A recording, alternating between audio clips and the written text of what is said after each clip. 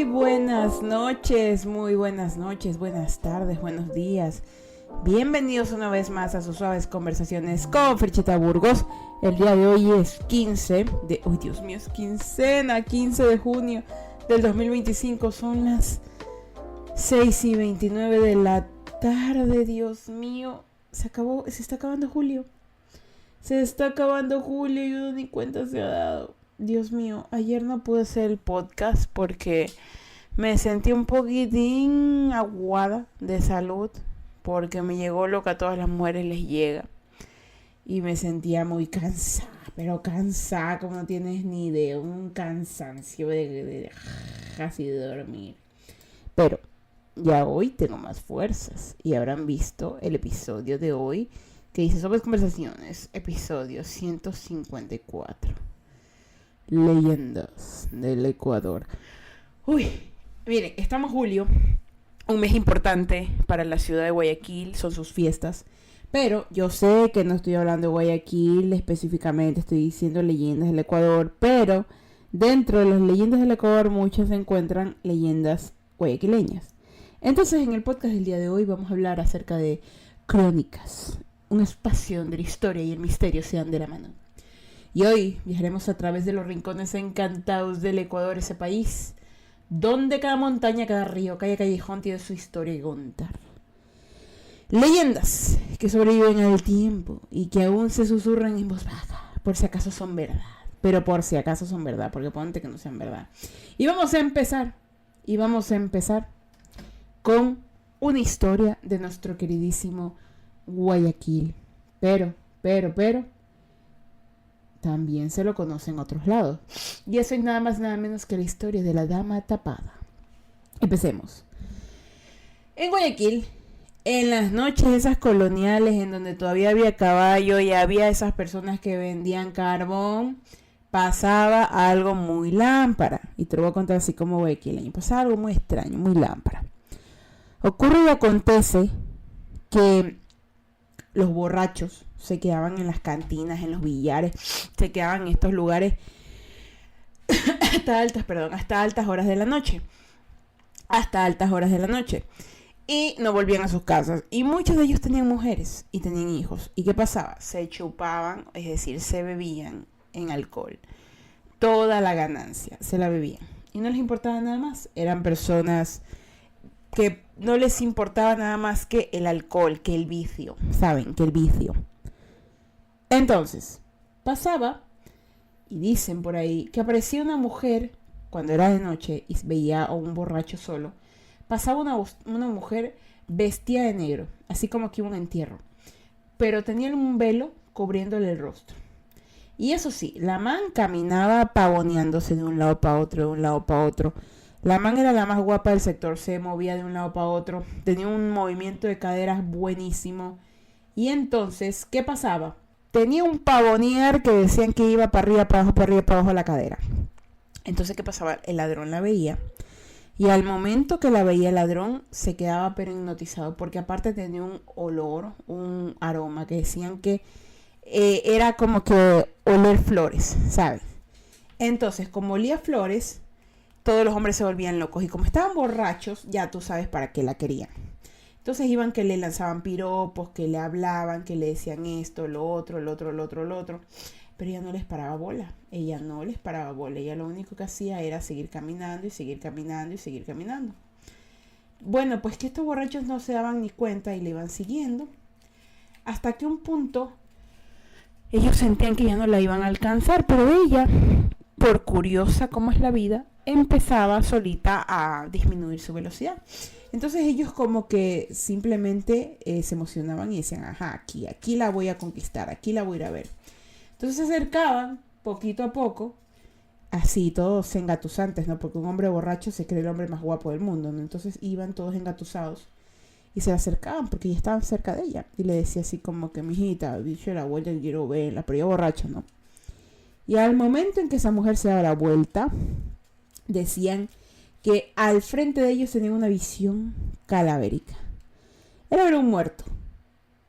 Era ver un muerto. Un muerto en vida. Era una calavera, decían. que iba caminando una calavera pero bien vestida y que esa mujer solo lo miraba y se les reía, o sea, esa calavera. Entonces, ¿qué pasaba? Que al día siguiente encontraban a los borrachos y los encontraban locos, enfermos o moribundos, o hasta incluso muertos, que según ellos se les había aparecido la dama tapada. Hay historias que dicen que eso también pasó en Quito, pero la realidad es que la dama tapada es un cuento guayaquileño, es una leyenda guayaquileña, que ha pasado de generación en generación. Lamentablemente, ahorita los fantasmas de la calle dan menos miedo que las personas que roban en la calle, créanme, dan mucho más miedo las personas que están delinquiendo ahora en adelante. Esa es la primera historia. Y ahora nos vamos a la segunda. Que esta se remota a Quito. Esta es la historia del padre Almeida. La siguiente historia nace también, pero esta vez en Quito. Nace en Ecuador, pero en Quito. Dentro de los muros de un convento. Se trata del padre Almeida. Un joven sacerdote, conocido por su vida desenfrenada, de esos manes que no les importaba nada de nada. Entonces, ¿qué pasaba? Cada noche, el padre Almeida, ¿qué pasaba? Como era jovencito, el man se había metido a ser padre y todo eso, pero el man no quería, el man quería seguir chupando, bailando, andando con mujeres. Entonces, ¿qué pasaba? Que el señor Almeida, cada noche, cuando estaba en silencio, el padrecito salía del convento, pero se salía del convento trepando por una ventana para irse a las tabernas. Pero ¿qué pasaba? No solo se subía por las ventanas para irse por las tabernas, sino que él pisaba al Cristo del altar que había por ahí. Lo pisaba, o sea, se subía en Cristo. Y escuchaba, o sea, yo no sé en qué quiere pasar el padre Almeida. Porque imagínate que te habla una figura de Dios y te dice, ¿hasta cuándo, padre Almeida? Porque le decía literalmente. Y el pinche padre Almeida lo que le decía era, hasta la vuelta, señor. O sea, ¿en qué cabeza? O sea, te está hablando un objeto inanimado, diciéndote que es Dios, y tú vas y le dices hasta la vuelta, señor. O sea, desde ahí ya te tuviste que dar cuenta que algo estabas haciendo mal. Bueno, la cosa es que siempre le decía así, ¿hasta cuándo, padre Almeida? ¿Hasta cuándo, padre Almeida? Hasta que un día le pasó que casi se muere, lo típico. Y entonces, en una de esas, se mismo le dice el Cristo del altar, ¿hasta cuándo, padre Almeida?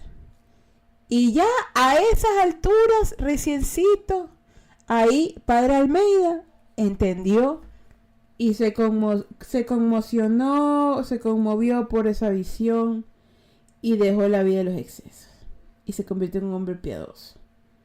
Algunos creen que aún recorre el convento. Ojo, él ya estaba fallecido, pero creen que aún corre el convento, tratando de redimirse. Incluso hay quien dice haberlo visto rezando en la oscuridad pidiendo perdón. ¿Por qué? Porque el man casi se muere. El padre Almeida casi se muere. Y lo más extraño de todo es que estás viendo que te está hablando Dios por medio de una figura y te dice, ¿hasta cuándo, padre Almeida? O sea, te dice a ti, usa tu nombre. Y tú vienes y bien carajamente le dices, hasta la vuelta, señor. No, eso no es tener vergüenza, ¿sabes? Pero eso dicen que pasó en Quito. Y ahora nos vamos a la siguiente historia, que esta es una de las que me da miedo, no miedo, pero son un poco extrañas, que es la mano negra de Tungurahua. En las faldas del volcán Tungurahua se encuentra la historia de la mano negra, una leyenda que ha atemorizado a generaciones. Cuentan los lugareños que durante las noches de tormenta aparece una mano gigante y oscura saliendo de la tierra.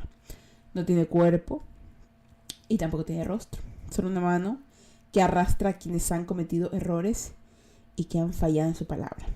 Es como una especie de justicia sobrenatural que nadie puede evitar. Muchos afirman haberlas visto en la ladera del volcán, mientras otros creen que son una metáfora de castigo divino. Lo cierto es que en esa zona nadie miente, por si acaso. Pónganse pilas.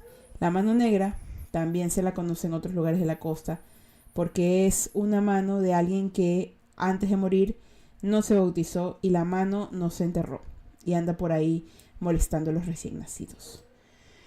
Y la última historia para darle final a estas historias de leyendas de Ecuador, que están cortitas pero están bonitas, es la caja ronca. Es de Esmeraldas.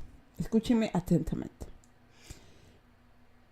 Nos vamos hasta el norte, a la cálida provincia de Esmeraldas, donde la selva guarda una leyenda tenebrosa, la caja ronca. Cuentan que ciertas noches se escucha que arrastran una caja pesada, acompañada de cadenas. Y dicen que es sonido ronco, metálico. Imagínense estar en la selva y escuchar algo metálico, no tiene sentido. Eso te hiela la sangre. Los más viejitos dicen que es el alma en pena de un esclavo que murió tratando de huir con un cofre lleno de oro. Pero ¿qué pasó? El oro lo ató a la tierra y ahora arrastra su condena para siempre.